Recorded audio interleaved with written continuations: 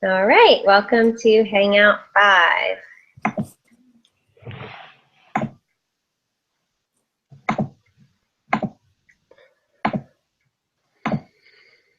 Can everybody see my slideshow? Yep. Yep. Yeah. Alrighty, so the first tool I'm going to talk about is ThinkPort, which is a really good tool for teachers, not so much in the classroom, but kind of the plan outside of the classroom. So there are a lot of professional development resources on this site, digital learning resources, and online courses. So this would be, like I said, more for the teacher and less for the students. So here's a look at what the site looks like. So you know how when you're looking for a lesson or a resource, you kind of have to filter through and you find some that you have to pay for, you find some free ones, kind of takes a while. Well, if you use this resource, they've kind of already been filtered through. So they have like right here where it says ThinkPort top picks. So these are like the most popular and really good resources. So it kind of narrows it down for you instead of just typing in Google. So here's some graphic organizers, news, developmental screening course, so just different professional development. So right now we're on the home page. Then we have learning resources, which I like how they separate it into the different grade levels. So elementary is what I'm going to show you. So these resources will be specific. So this is when the students are a little more involved. So you could base your lessons around some of these resources. So like I also like how it separates it, you know, literacy, math, science. So it's really organized and it kind of narrows down your horizons a little bit for you. So I like that a lot.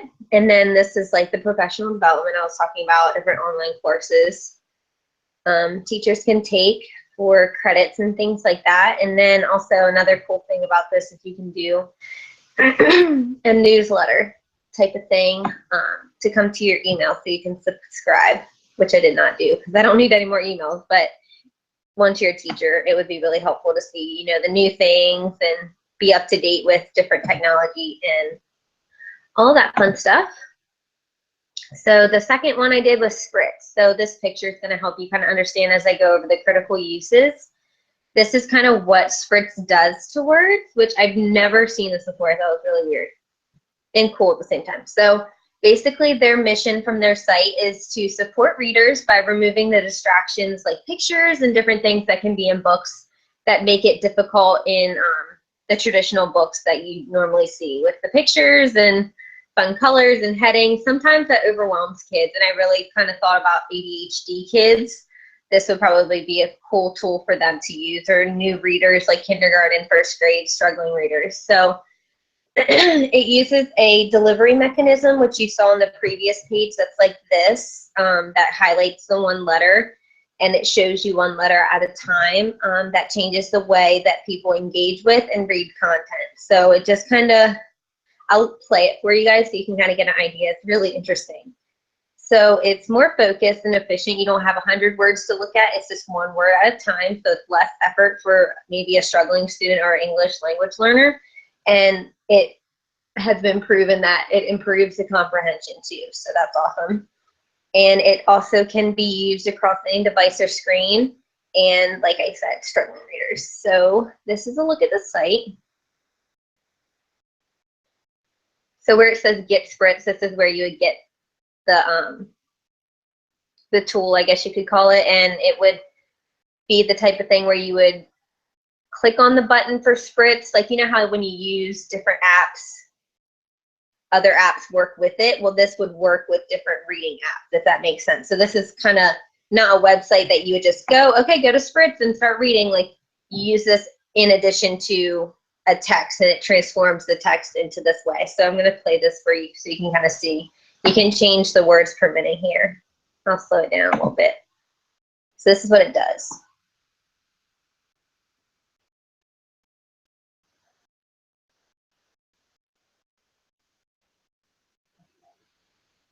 So it's really interesting. It makes you really slow down and look at each and every word. And I just never seen anything like it. So there's this tab. I'm not going to read it all to you, but it kind of talks about the science behind it and how it works. And the optimal recognition point is really what they focus on in making this was after your eyes find it, then you already know you already know the word. So I think you've probably all seen where words are kind of jumbled up, but the first and last letter are the same, or the middle letter, and you can still read it. It's kind of the same idea. They took that and kind of branched it into this technology.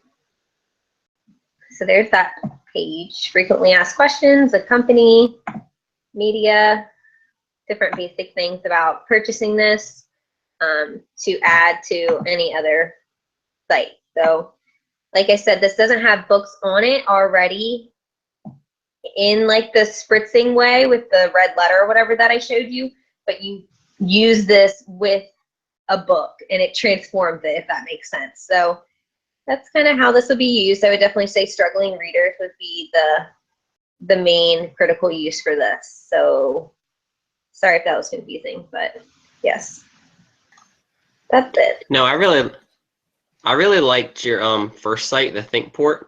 Am I right on that, ThinkPort? Yeah.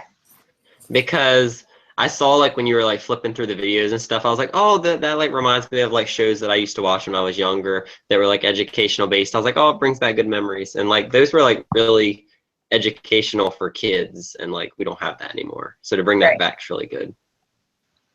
Yeah, I really like the second one, the spritz. It was just, I've never seen anything like that before.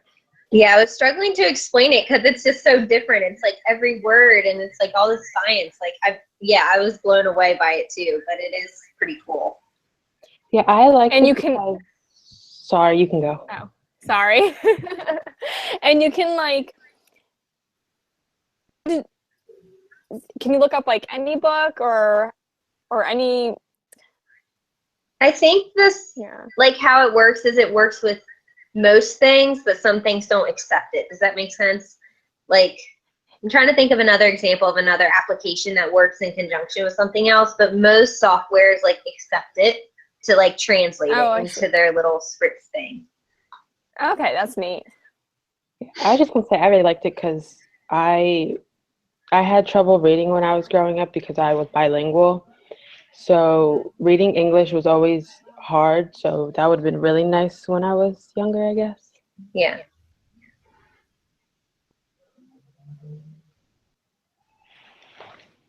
Awesome. I'll go next if everyone's done.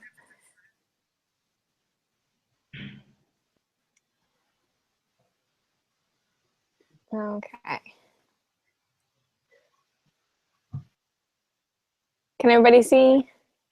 Yep.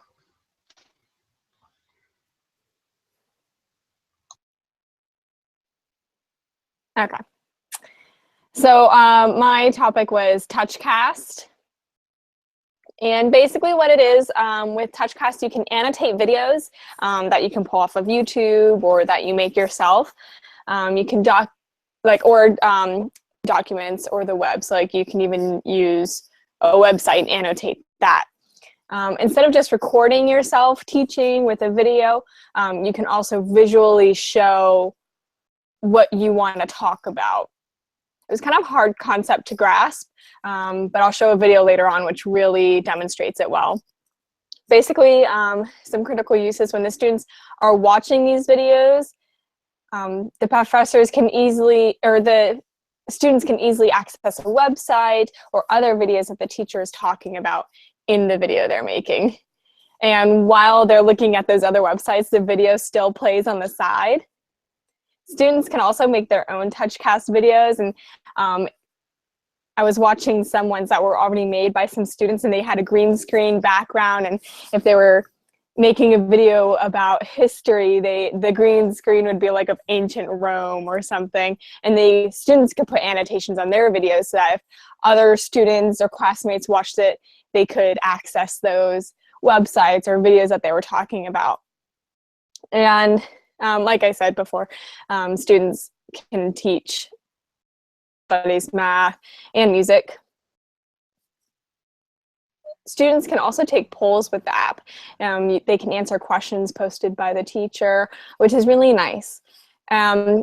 Because the students have the ability to navigate differently with other websites and videos, they feel like they have more power, and it's kind of neat for them to feel that way.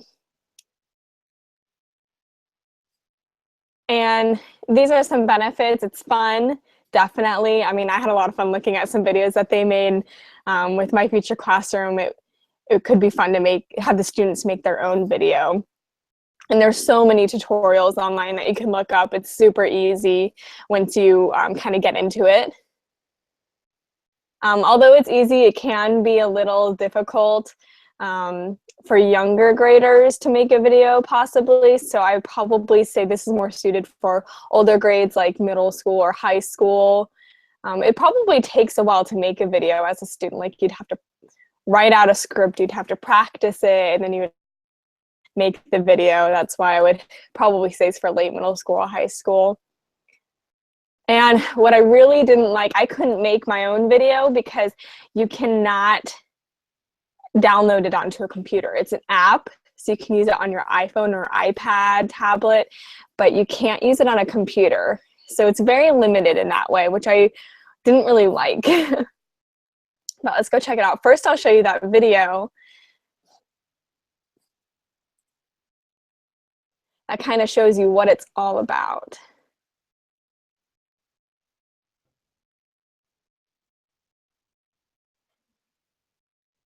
So this is, if you were watching a video, this is what you would see. And there's a big play button.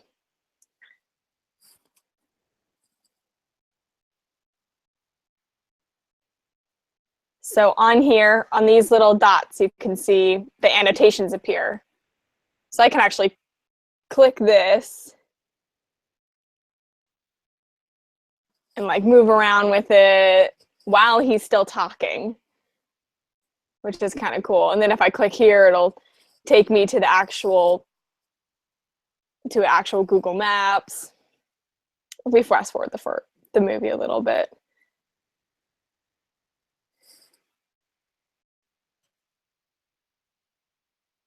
So if I wanted to click this video, oh, there he is still, and he's still talking, and I can play this video at the same time. But I can also go back to him. And I could take this poll here, like decide what I think it's like a video web. I can vote, and it'll show what other people voted on their poll as well. So that's basically how that is. I thought it was really cool. There's another, this is the main website where you can search for videos, you can sign up. Again, you can't make a video unless you have your iPad or tablet. Here's a person using a green screen, so they have their iPad to record it. And then one last one to show you. Here I found a video of some kids, actually, students who made a video. We won't watch the whole thing because it's kind of long. But you can see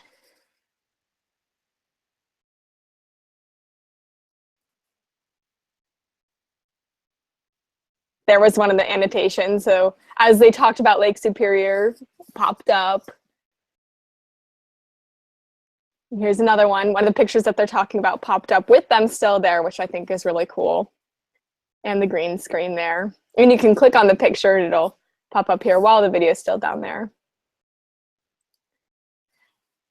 So that is TouchCast, which I thought was pretty cool. And then I also have Ant, Video Ant. Basically, it's another video annotation app that you can use, but you can use this one on the computer, which is nice. Basically, it's a web-based software that you can add comments and annotations. As a teacher, you can add your thoughts onto a video that the students are watching. So what you'll do is you'll post a YouTube video and you can put annotations onto that video. Students can also respond to questions that the teacher posts. And just more than questions. They could also make comments or offer a website that the students may want to visit. I didn't like is that teachers can only write a comment or post a question. You can't add a link, you can't have a quiz, you can't have a poll. It's only just commenting, really. So we'll look at this one. And what you'll have to do first is you have to sign in and make an account, and then you'll come to this page. It was really confusing to understand at first, and I had to look up a lot of tutorials. But basically, what you'll want to do is you'll want to start a new ant, and you can put a YouTube video in. So I looked up iguana being chased by snakes, and I made one off of that. So we'll take a quick look at that one.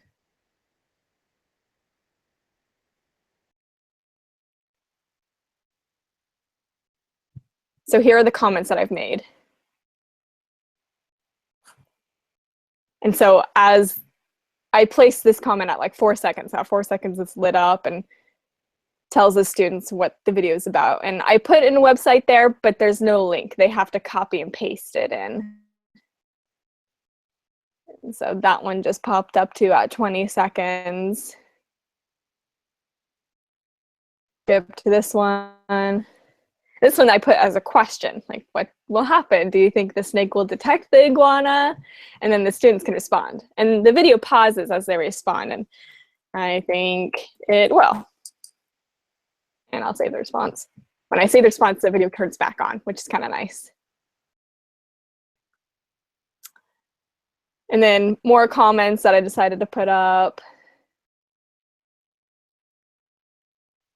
So.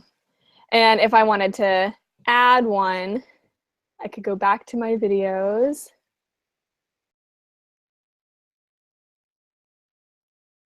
And I could, this is also how I could title it. I could put a description on my video.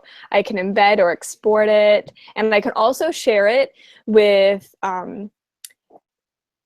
other teachers, the classmates. I can share it to the whole school so that the whole school can have a bunch of video ants, which is kind of nice. And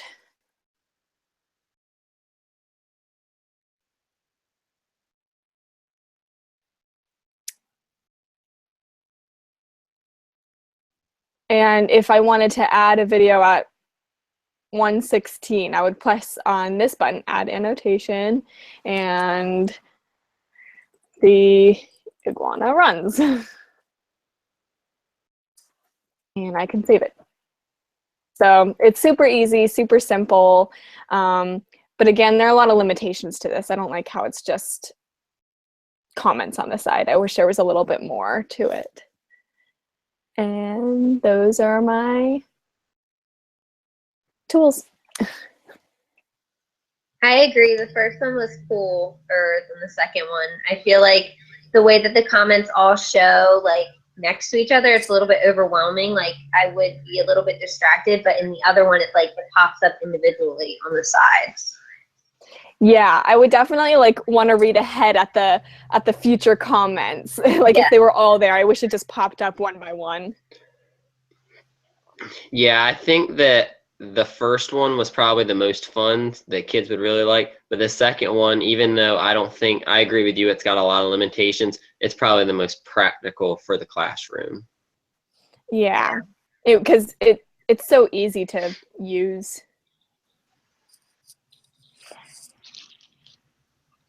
Okay, I guess I'll go next. All right.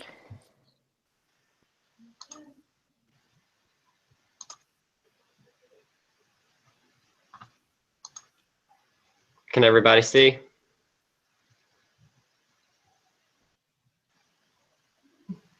It's your face. Yeah, it's still on you. Let's see.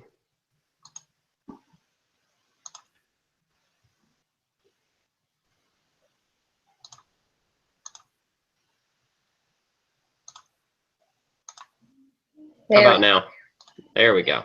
Okay, so my first one that I'm doing was the Web 2.0 tools. And this is kind of like, I kind of think of it as like a summary website of like all the different online tools that you have available to you. So you have the presentation tools, the video tools, mobile tools, community tools, and then like related links.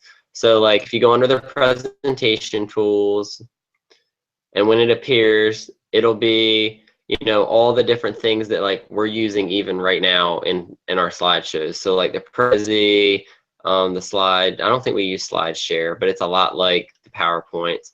So it kind of gives all teachers or students both all the options of online things they can use. So like here, you click on the Prezi, and it takes you directly to the Prezi website, and you can log in and you can start working right there. So it's like almost like a little dictionary encyclopedia of all the different tools. So you go to video tools, and there's different tools that you can explore. So I always thought of this as soon as I looked down. I'm like, wow, this is like every tool you can use, just like all on the same page, which I think is really helpful. And here, community tools, you have the Google Docs that we've used, Emodo, you know, so tons of things for you. So like right here, same thing. You go under in the Google Docs, takes you right there. So I think this is really helpful, especially for students. If you go, you know, tell them, you know, go to the Web 2.0 and go to take you right to where your Google Docs would be. Instead of having to give other directions, everything's listed right in here for them. So I thought that was really, really neat. And my second website, our second tool, is Electron Inks. I keep saying that wrong. But this website, I think it's neat, the different tools you can get off of it, but I don't like it for a online interaction type of here is there's different ways that you can order Electron inks to use in your classroom. So this page right here, it's all about the technology, the different inks you can order. So what it is it's ink kits and things in your classroom. So it'd be really good for a science classroom, probably of an older age. But as for using it online, there's not really a way that students can use it online. So like here, you go to current scribe, circuit scribe. And like right here, if initially when I saw this, I was like, oh, you can do like online drawing of circuits and stuff like that. Not really. What they do is they send you to a place where you can order different pens and different circuits for your classroom to use for interactive tools. So it's good to get the tools to be able to have in the classroom, but as far as using it online, there's really not a whole lot you can do, at least from a student standpoint. From a teacher standpoint, obviously you can order the tools.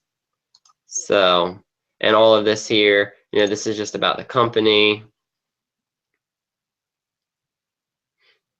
you know, their company information, management, founders. So, you know, like I said, it's a great tool to order for a science classroom, you know, for the teacher standpoint. But as of for the student use online, there isn't too much of one. So those were my two tools.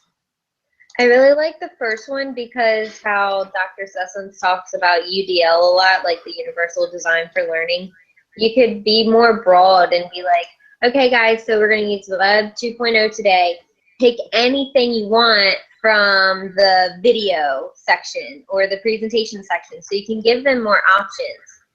You kind of limit them to one little section, like if everyone's doing a video, but they can choose whatever tools they want. And like last week, if you use this tool, use this tool. So like it kind of gets them familiar with different things, I think, and gives them options too if you were comfortable doing that in your classroom. Exactly. That's what I really liked about it. And like I said earlier, like they're all right there together. So the students don't have to be like going on Google and stuff and searching, oh, what's a video tool I can use? It's right there for them. Yeah, that's cool. Yeah, I really like that. The suggestion you gave of just having the kids go to Web 2.0 and they don't have to look it up. I also like that the second one, I mean, it's not very friendly for students, but I mean, I think it can give teachers a lot of ideas. They can see what's available out there, and maybe they can say, oh, well, I can adapt this for what I have and use it in the classroom. I mean, you might not be able to buy everything, but it can get you some ideas, I think. Yeah, it's not a bad teacher tool. Just as for like the student interaction with it, there really isn't a Isn't practicality any. there. Yeah.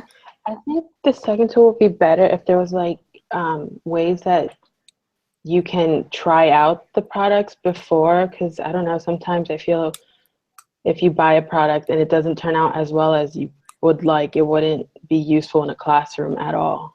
Well, there are, if you Google, because I was doing a little research on it and stuff, and there are different like videos where you can see how they work in a classroom. I guess they still doesn't prove whether, they work, but there are different videos where you can kind of like see how they work. So if you did order them, it would kind of give you the step by step.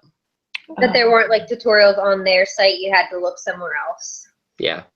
That's definitely a downfall. Like you would think they would kind of be like, here's what you can do instead of just like buy this. So I think that's okay. But It's like a shopping website. yeah. Yeah, that was my initial thought. It was like, oh, come buy our product. I'm like, well, okay. I would have liked it a lot better if maybe they'd be like, here are lesson options that you can do with our tools and stuff like that to make it a little bit more teacher friendly. Yeah, definitely. Were there any reviews on it? I didn't look Whatever into you were reviews. wanting to buy. There was different contact information where you could contact them. So it might have been under there. I didn't really look too detailed into their contact information and stuff like that. Yeah. I can go if everyone's done. Yep.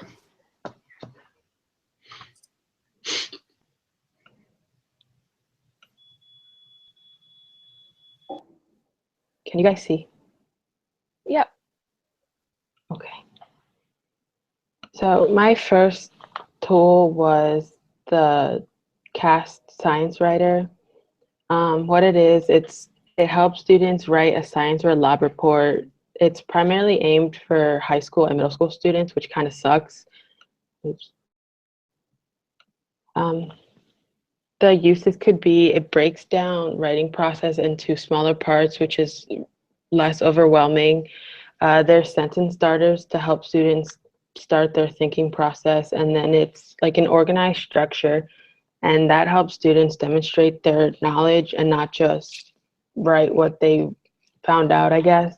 And it uses the UDL framework. Features are there's little animated characters that help students along the way. Max and Sam, which are a little dog and a seagull, I believe. They show how they wrote the report and how they did it. And then Echo the gecko clarifies the directions.